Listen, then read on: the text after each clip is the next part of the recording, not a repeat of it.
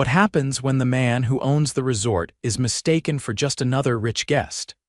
Yaron Keller leaned back in the passenger seat of the sleek Blacktown car as it rolled up the winding coastal road.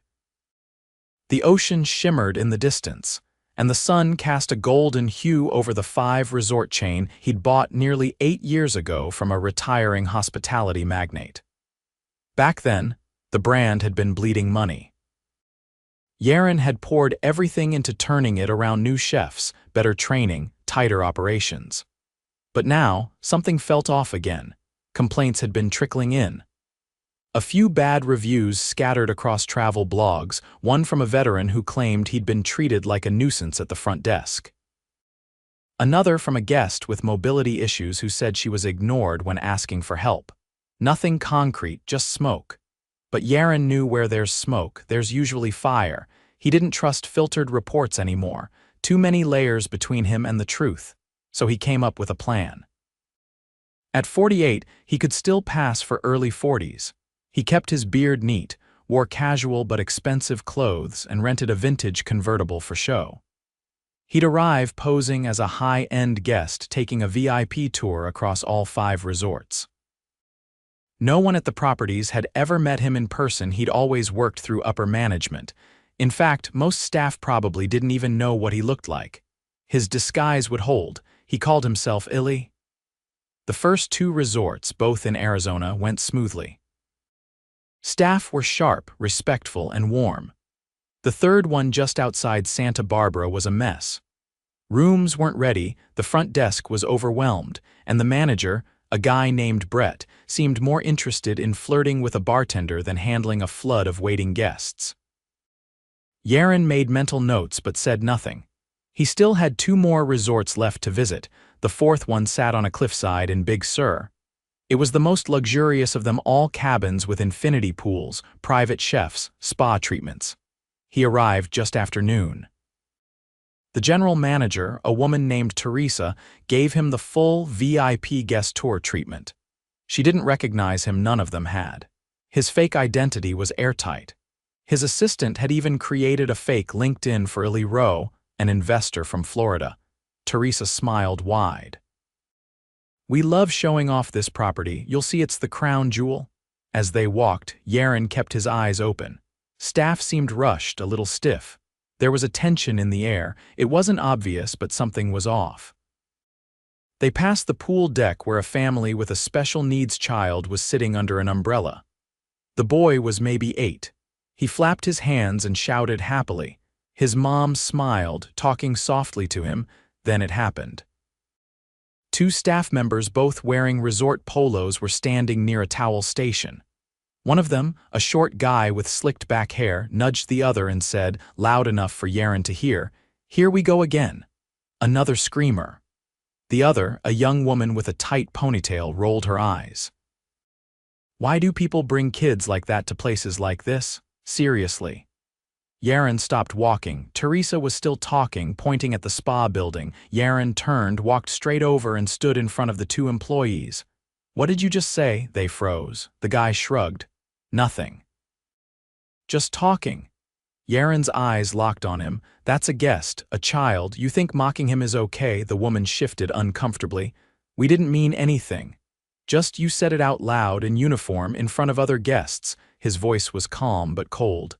"Get your manager." Now, the 2 exchanged a look and walked off quickly. Teresa had doubled back. "Illy, what's going on?" Yaron turned to her. "Your staff just mocked a child with disabilities in front of me. I don't care how nice the cabins are. If this is how your team acts, something's broken." Teresa's face went pale. I'm so sorry. I'm not done with the tour," Yaron said, voice quiet. "But things are going to change here. Fast." He walked off before she could answer. Later that evening, after checking into his cabin, Yaron sat on the deck, staring out at the ocean. His thoughts were racing. He'd gone undercover to check on complaints, but this was different. This was personal. He took a deep breath.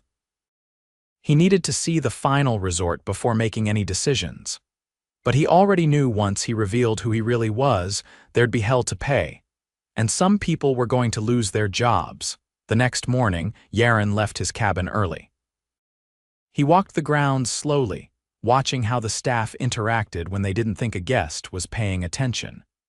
The breakfast area was already filling with early risers. Servers moved quickly between tables, and the kitchen door swung open and shut with a steady rhythm. He caught glances of tense faces, eyes that darted toward supervisors before speaking. It wasn't chaos, but it wasn't calm either. It was the kind of energy people gave off when they were just trying to get through the day. He noticed a young man, maybe 22, 23, carrying 2 trays stacked with plates. He was tall, thin, and clearly struggling to balance both at once. A glass slid off one corner and shattered on the tile. A woman in a pressed gray blazer appeared from behind the bar. "Seriously, Javier." "Again, I'm sorry, Miss Lang," he said, crouching to pick up the shards with a napkin. "You're not paid to drop dishes. You're paid to carry them without making a scene. I'll sweep it up, you'll get out of the way and let someone competent handle it." Yaron stepped forward. He was trying to do the job of 2 people. Maybe that's worth considering before you humiliate him. Lang turned. Her gaze swept over him, taking in the expensive sunglasses, the pressed linen shirt, the watch. "I didn't realize you were watching." "I was," he said. "And I'll keep watching." Lang walked off without another word. Javier stood, holding the napkin full of glass, his hands trembling slightly. "You okay?" Yaron asked. "Yeah, she's just like that." "Is she always like that in front of guests?" "No. Usually she waits until they're gone." "How long have you worked here?" "About a year. I'm supposed to be part-time, but we're short-staffed, so I've been taking double shifts. My mom's sick, so I can't really say no right now." Yaron nodded once. "What's your hourly?" 17. "No benefits." He stepped aside, letting Javier get back to work, then turned and walked through the rear hallway that led toward the spa wing. He passed housekeeping carts lined up against the wall and 2 women in uniform folding towels at a breakneck pace. One of them, a middle-aged woman with short curls and a limp in her right leg, glanced at him, then quickly looked away. He opened the unmarked staff door at the end of the hallway and stepped into a service corridor. No one stopped him. No one asked who he was. He moved through the back of house like he belonged there. The staff break room was cramped, with a flickering fluorescent light and a vending machine that looked half-broken. A man sat at one of the tables, staring at a cup of coffee. His shirt read maintenance and was stained with grease. Yaron walked in, poured himself water from the cooler and sat at the edge of the table. "You work on the pool system?" Yaron asked. "Yeah, and the HVAC, and the elevator when it gets stuck. Basically whatever they don't want to pay a contractor for. You get overtime." The man laughed, but it didn't carry any humor. "On paper, maybe. In real life, they just delay the clock-ins and say I logged it wrong." "Who's they?" "Teresa mostly, but she says it comes from corporate. That they're under pressure to keep payroll under a certain threshold." Yaron nodded. "Thanks." A door opened behind them. Lang stepped in, saw Yaron, and paused. "This area isn't open to guests." "I got turned around," he said, setting the cup down. "Didn't realize." She didn't answer, just held the door open for him. He followed her out. That afternoon, he requested a cabana by the adult pool, not to sunbathe, but to watch. For nearly 2 hours, he observed how the staff handled guests. Most did their jobs well, despite the obvious exhaustion on their faces. But it wasn't until a woman in her late 60s approached the towel kiosk that he saw another crack. She asked for assistance carrying her drinks to the lounger. The same young woman who'd mocked the child the day before was working the kiosk. She didn't look up from her phone. "You can manage 2 cups, can't you?" "I have arthritis in both hands," the guest said calmly. "That's not really my problem, is it?" Yaron stood. The guest walked away, carrying the drinks slowly, hands shaking. Yaron stepped up to the kiosk. "Name?" "What? Your name?" "Why?" "Because I'm about to make sure you never treat another guest like that again." She blinked. "You can't talk to me like that." "I don't even know who you are." He stared at her for a long beat. "You will." He walked straight to the front office. Teresa was behind the counter speaking to a concierge. "I need a word," Yaron said. She nodded, led him into a small office behind the reception desk. It was clean, with a shelf full of branded merchandise and a wall of security monitors. "Is something wrong?" she asked. "You've got one employee who insulted a child yesterday and today refused to assist a disabled guest. That's twice. She's done." "I'll speak with her." "No, she's done. If she's still on payroll by the end of the day, I walk. And I've got other resorts to compare this one against, so don't think I won't say something publicly." Teresa's expression shifted. "Understood." "And Lang," Yaren continued, "she's a problem. She's berating staff in front of guests. I heard her speak to a server like he was dirt. She's been with us for a long time. She's strict, but she's a liability. You want to keep her, fine, but I'll be passing that information along to corporate." Teresa paused. "May I ask who you're passing it to exactly?" Yaren reached into his pocket and pulled out a folded sheet. He laid it on the desk. It was a printout of the ownership document. His name sat at the bottom, above the controlling interest line. She stared at it for a long time. "You're Yaren Keller." Her mouth opened, then closed again. "I've been traveling under Ely Row. I wanted to see how things ran without the filters, and I'm not impressed." Teresa straightened. "I didn't know." "I know, that's the point." She looked down. "I'll terminate the employee. And I'll suspend Lang pending investigation." "Good, and I want a full audit of staff hours and pay. If I find one more person being shorted, I'll clean house." She nodded slowly. "Understood." Yaren left the office and walked outside. The sun was dipping lower now, casting long shadows across the deck. He passed the same family from the day before. The boy was playing quietly with a toy boat in the shallow end. His mother smiled at him, unaware of the storm that had already started behind the scenes. He sat at the edge of a lounge chair and stared at the water. One more property left to visit. But already this trip had stripped away any illusions he had about the state of his company. He wasn't angry anymore. Now he was focused. No more distance. No more relying on filtered reports. From now on, he would be the eyes behind every corner. By the time Yaren arrived at the final resort, the air had shifted. His posture was different, more alert, more deliberate. The stretch of highway had given him time to think, but not cool off. He hadn't come here to play the role of a silent observer anymore. He had one last property to inspect before decisions would start falling like dominoes. This resort, nestled in the redwoods near Mendocino, was the most secluded. It catered to guests seeking privacy: actors, musicians, tech founders. The entrance was marked only by a low wooden sign and a gravel path that wound upward through tall trees. The quiet was immediate. He checked in using the same alias, greeted by a front desk agent with a name tag that read Lara. Her tone was neutral, practiced to the point of being impersonal. She handed over the key without making eye contact. "You're in cabin 12. Maps in the folder." Yaren didn't say anything. She didn't ask if he needed help with bags, didn't offer any local information, didn't smile. Just turned to the next guest without acknowledgement. The cabin was a 10-minute walk through thick forest. The structure itself was stunning: cedar walls, floor-to-ceiling windows, a deck that overlooked a stream. Inside, the room was spotless. A handwritten welcome note sat on the nightstand, signed by someone named Ava. He made a mental note. Instead of unpacking, he headed straight to the staff areas. He didn't need permission anymore. He wasn't playing a part, he was gathering facts. The service hall behind the kitchen was cramped. A bulletin board hung crookedly, covered in outdated memos and a faded safety poster. Two younger employees in housekeeping uniforms were folding linens at a narrow table. One of them, a petite woman with dark circles under her eyes, rubbed her wrist between folds. "You doing okay?" Yaren asked. She looked up, surprised. "Yeah, just tired. We've been short 2 people for weeks.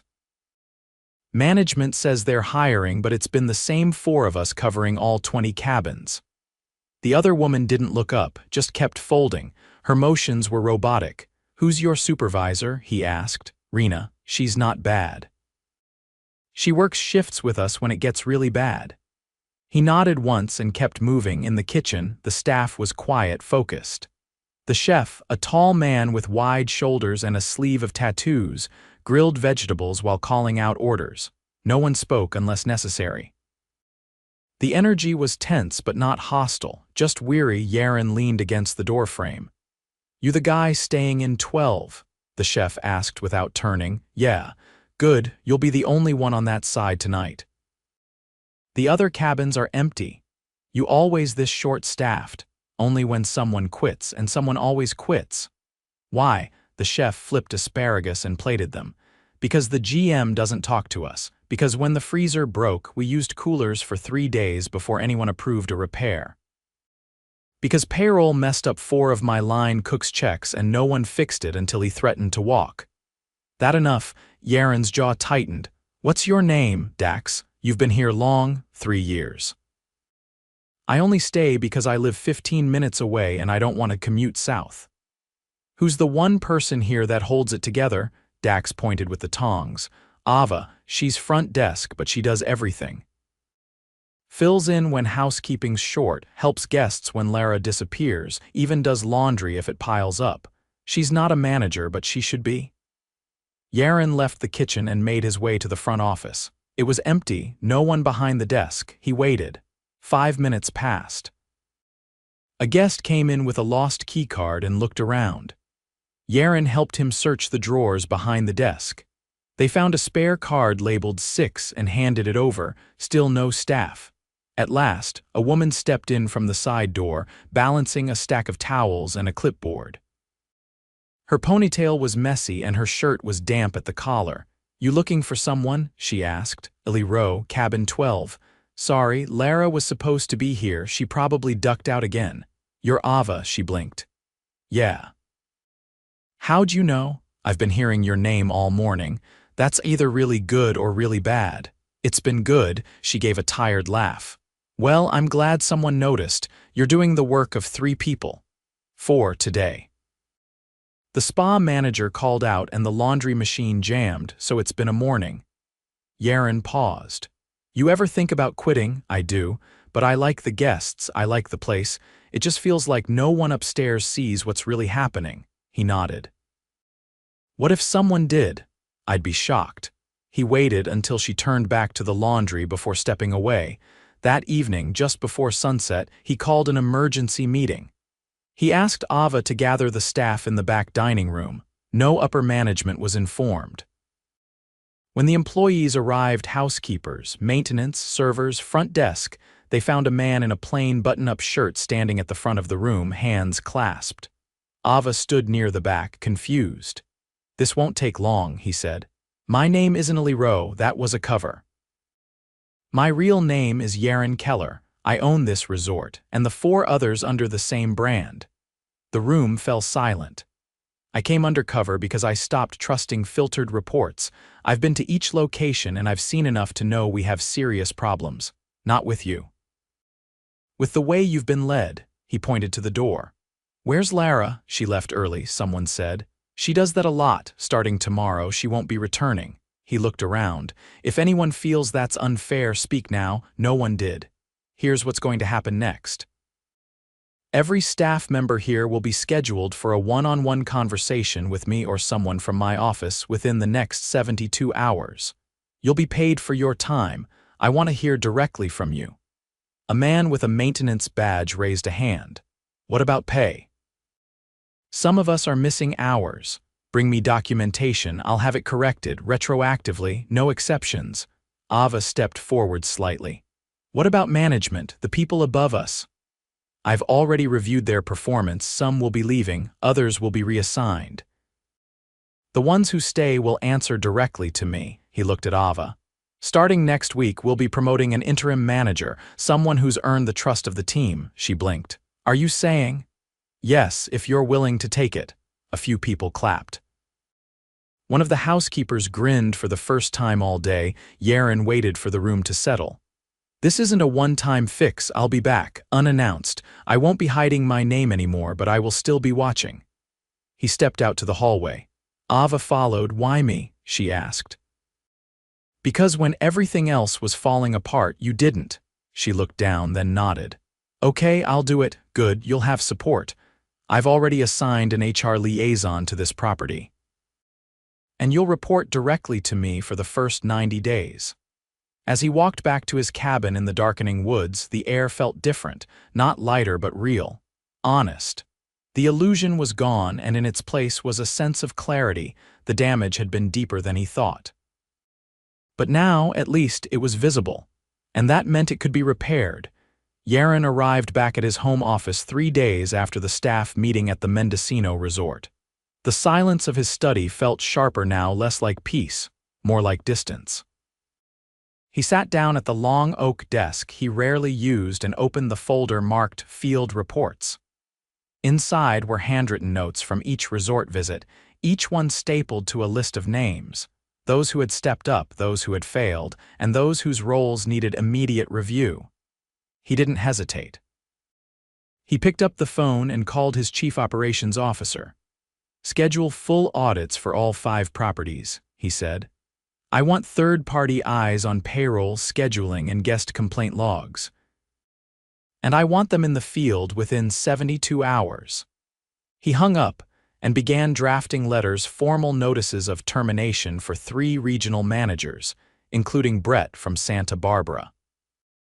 He also assigned temporary leadership roles to 2 internal candidates who had been consistently named by their teams as trusted, including Dax, the chef from the Redwoods Resort, who would oversee operational logistics while Ava transitioned into her new role. The next call went to the legal team. He initiated a full review of the company's disciplinary protocols and guest grievance procedures, with a directive to formalize a zero-tolerance policy regarding discriminatory behavior. There would be no ambiguity, no second chances when it came to mocking a child or ignoring a disabled guest. That kind of rot had to be cut out entirely. A week later, Yaron returned to the Big Sur property, this time without a disguise. He requested a short all-staff meeting in the staff dining room. Word had already spread. Most employees stood quietly, waiting. He scanned the room until he saw Javier near the back, arms folded, shoulders tense. The young man didn't look away this time. "I'm not here for ceremony," Yaron said, "but I owe you all clarity." He paused. "I saw the way you were carrying this place while others were coasting. Some of you were working triple what you were paid for, not because you were asked, but because you didn't want to let guests down. That ends today." He pointed toward the exit. "Lang is no longer with the company, effective immediately. Her behavior towards staff was unacceptable. The same goes for the 2 employees who disrespected one of our guests and his family. They will not return." A few eyes widened, but no one objected. "Starting next week, we're bringing in temporary staff to backfill the gaps while we hire properly. You'll be consulted before any long-term hires are made. If someone doesn't fit the team, they won't stay." He turned toward Javier. "I read your file. You've never taken a sick day, never turned down a shift. That changes now. You'll be moved into a full-time role with benefits, and your pay will be adjusted to reflect what you've already earned in sweat." Javier opened his mouth, but no words came. He just gave a small nod. Yaron looked around the room again. "If you've been overlooked, underpaid, or mistreated, you will be heard. And if you're here just to collect a paycheck while disrespecting guests or coworkers, don't bother showing up tomorrow." He left before anyone could try to thank him. The following Monday, a new HR liaison arrived on site, along with a labor relations specialist. They didn't come with clipboards or checklists. They came with chairs, folding chairs they placed in the break room, and sat in from morning to evening, listening to anyone who wanted to talk. Every conversation was documented, and every concern was routed directly to Yaron's desk. At the Mendocino resort, Ava's first week as interim manager wasn't smooth. The laundry machine broke again. A pipe burst in cabin 4. 2 team members quit after being asked to actually follow procedure. But she handled it with urgency, fairness, and a kind of quiet authority that no one taught her but everyone respected. Yaron returned unannounced late in the week. He didn't check in. He walked straight to the staff area. This time, the front office wasn't empty. A new front desk hire greeted him, offered water, and asked if he needed help with anything. Ava had cleaned house. He found her behind the reception desk, entering inventory into the system manually. "I didn't know you were visiting," she said, standing. "That's the idea," he replied. "How's the team holding up?" "We're tired. But no one's dragging their feet anymore. They know what's expected, and they know someone's finally paying attention." "Any issues I should know about?" She hesitated. "We could use more help in housekeeping." The temp agency sent 2 workers who didn't show up on the second day. "I've been filling in when I can, but we need to hire internally." He nodded. "Anyone you'd recommend?" "Michelle. She doesn't say much, but she works like 3 people. She's the reason we got through last weekend." "Then promote her," she blinked. "Just like that, just like that." At the Santa Barbara resort, the change was more stark. Brett's absence had left a hole, but not the kind that created chaos. Instead, staff seemed lighter, freer. The bartender he used to distract during peak hours had stepped up, taking over floor scheduling and training 2 new hires. Yaren approved a salary bump and made her acting supervisor. He didn't announce it in a meeting. He just handed her the offer letter and said, "You've earned it." "Keep going." Back at corporate, Yaren rewrote the performance review system. Bonuses would no longer be based solely on guest satisfaction scores or profit margins. Team morale, retention, and peer evaluations would drive half of every manager's review. If someone couldn't lead people with integrity, they wouldn't lead at all. He also launched a monthly anonymous feedback system, routed through an external vendor to ensure no internal filtering. Every employee at every level could submit concerns, ideas, or complaints. He'd read them all. At the end of the quarter, he sent a message to every employee across all 5 resorts. It was short. "The past few weeks have shown me what's working and what's not. From now on, my office is open. My expectations are clear. Lead with respect or don't lead at all. Serve with care or step aside. I built this company to be something I could be proud of. I forgot that pride comes from people, not profits. I won't forget again." Nothing changed overnight. Staffing shortages didn't disappear. Guest complaints still came in, some fair, some not, but something deeper had shifted. At the Big Sur resort, Javier started showing up with a fresh shirt and a straighter posture. He didn't rush anymore. He didn't have to. In Mendocino, Ava stopped doing laundry herself. Michelle took over the department, and within 2 weeks, the linen tracking system was more accurate than it had ever been at corporate. The weekly reports no longer sugar-coated problems. They detailed them, and they came with solutions. Yaren didn't go undercover again. He didn't need to. He visited often, unannounced. Not to catch anyone, but to remind them that he was still watching, still walking the halls, still listening. The man who once ran his business from a distance now sat beside his people. And that, more than anything, changed the way the company worked. Not because he demanded it, because he proved it mattered.